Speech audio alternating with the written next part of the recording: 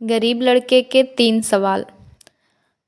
एक लड़का इतना गरीब था कि वह हर रोज़ खाने के लिए भटकता था और कहीं न कहीं से खाना इकट्ठा करता था, पर हर रोज़ उसका खाना गायब हो जाता था। एक दिन उसे पता चला कि एक चूहा उसका खाना चुराता है, तो उसने उस चूहे को पकड़ा और उससे पूछा कि तुझे पता है मैं इतना गरीब हूँ, फिर भी तू मेरा खाना चुराता है। अगर तुम्हें चुराना ही है तो किसी अमीर का क्यों नहीं चुराता?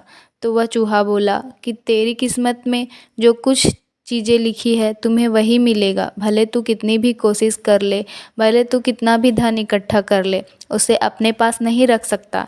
यह जानकर लड़के को बहुत आश्चर्य हुआ कि ऐसा कैसे हो सकता है। तो चूहे ने कहा कि अगर तुझे जानना ही है कि तेरी किस्मत में क्या है लिखा, तो भगवान बुद्ध के पास जाना पड़ेगा, वही तुम्हें बता सकते हैं कि तुम्हारी किस्मत में क्या है। इसलिए वह लड़का भगवान बुद्ध से मिलने के लिए निकल पड़ा। चलते चलते बहुत रात हो गई थी, इसलिए रास्ते में उसे एक हवेली दिखी। उसने उस घर वालों से एक रात रहने की इजाज़त मांगी। उसे इजाज़त मिल भी गई। हवेली वालों ने लड़के से पूछा कि वो इतनी रात को कहाँ जा रहा है, तो उसने कहा कि मैं बुद्ध के पास जा रहा हूँ अपनी किस्मत के बारे में पूछने के लिए। तो हवेली वालों ने कहा कि क्या तुम भगवान बुद्ध से हमारा भी एक सवाल पूछोगे? हमारी एक 21 साल की लड़की है जो बोल नहीं सकती है, तो हम क्या करें जिससे इसकी आवाज़ वापस आ जाए? उस लड़के ने कहा, ज़रूर पूछूंगा आपका यह सवाल। और उसने उनको धन्यवाद कहा और सुबह वहाँ से निकल पड़ा। आगे रास्ते में बहुत बड़े बड़े बर्फ़ के पहाड़ थे। वह बड़ी मुश्किल से पहाड़ पर चढ़ा तो उसे वहाँ एक जादूगर मिला।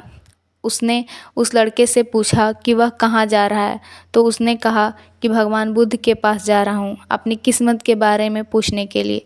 तो जादूगर ने कहा कि तुम क्या भगवान से मेरा भी यह सवाल पूछोगे? मैं हज़ारों साल से तपस्या कर रहा हूँ ताकि मैं स्वर्ग जा सकूँ, और मेरे हिसाब से अब तक तो मुझे स्वर्ग में चले जाना चाहिए था, तो मैं स्वर्ग में जाने के लिए क्या करूँ?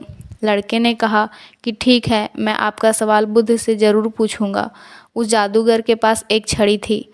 वह उस छड़ी की मदद से उस लड़के को बर्फ़ के पहाड़ से उस पार पहुंचा दिया। जब वह आगे बढ़ा तो उसके सामने बहुत बड़ी चुनौती थी। वहाँ बहुत बड़ी नदी थी जो वह खुद पार नहीं कर सकता था। तभी उसकी मुलाकात विशालकाय कछुए से हुई। कछुआ उसे लेकर जाने के लिए तैयार हो गया। फिर कछुए ने भी उससे वही सवाल पूछा, तुम कहाँ जा रहे हो? तो उसने बताया। तो कछुए ने भी एक सवाल पूछने के लिए कहा, मैं 400 सालों से ड्रैगन बनने की कोशिश कर रहा हूँ, पर अभी तक नहीं बन पाया, तो मैं ऐसा क्या करूँ जिससे मैं ड्रैगन बन जाऊँ? लड़के ने कहा, मैं आपका सवाल ज़रूर पूछूंगा। कछुए ने लड़के को अपनी पीठ पर बिठाकर नदी के उस पार पहुँचाया। आखिरकार लड़का भगवान बुद्ध के पास पहुँच गया। वहाँ बहुत सारे लोग थे। बुद्ध ने कहा, एक व्यक्ति के केवल 3 सवालों के जवाब दूंगा। लड़का परेशान हो गया क्योंकि उसे तो 4 सवाल पूछने थे। वह सोचने लगा कि उसे कौन से 3 सवाल पूछने चाहिए। उसने कछुए के बारे में सोचा कि कछुआ 400 सालों से ड्रैगन बनने की कोशिश कर रहा है, जादूगर कई सालों से स्वर्ग जाने के लिए तपस्या कर रहा है, और वह लड़की बिना बोले कैसे पूरी ज़िंदगी निकाल सकती है। फिर खुद के बारे में सोचा कि मैं तो सिर्फ गरीब हूँ, मैं तो मांग कर भी अपनी ज़िंदगी गुजार सकता हूँ, पर कछुआ, जादूगर और लड़की की परेशानियाँ तो मेरी परेशानियों से बहुत बड़ी है। तो लड़के ने उनके 3 सवाल भगवान से पूछे। बुद्ध ने जवाब दिया कि कछुआ 400 सालों से ड्रैगन बनने की कोशिश कर रहा है, पर अपने कवच को छोड़ने के लिए तैयार नहीं है। जब तक वह कवच को नहीं छोड़ेगा तब तक वह ड्रैगन नहीं बन पाएगा। वहीं जादूगर जब तक अपनी छड़ी नहीं छोड़ेगा तब तक वह स्वर्ग नहीं जा पाएगा, और जब तक लड़की को उसका जीवन साथी नहीं मिल जाएगा तब तक वह बोल नहीं पाएगी।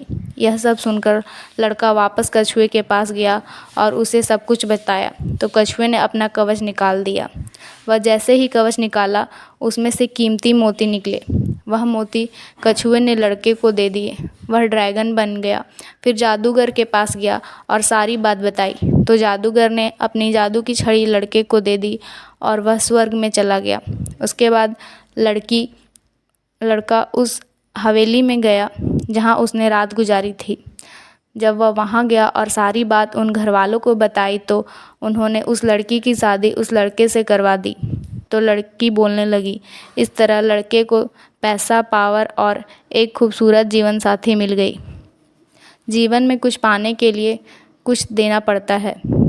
जब जादूगर ने छड़ी छोड़ी तो उसे स्वर्ग मिला, वैसे ही जीवन में कुछ बड़ा करने के लिए अपने सुविधा क्षेत्र से बाहर आना होता है।